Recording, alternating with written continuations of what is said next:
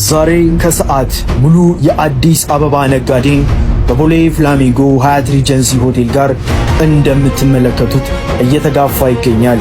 ነገሩ ምንድነው ብለን ለማጣራት ወደድን።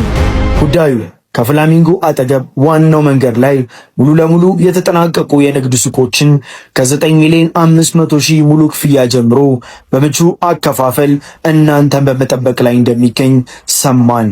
በዚህ ህንፃ ላይ ሱፐርማርኬቶች፣ ባንኮች፣ ኦፊሶች ስራ የጀመሩ ሲሆን እርሶም ዛሬውኑ ተረክበው በቦሌ ላይ የንግድ ሱቅ ባለቤት ይሁኑ ይሎታል።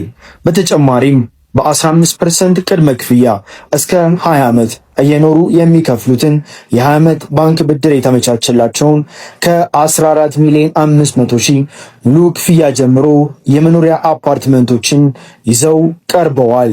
ለበለጠ መረጃ ከታች ባለው ስልክ ቁጥር ይደውሉልን። እናመሰግናለን።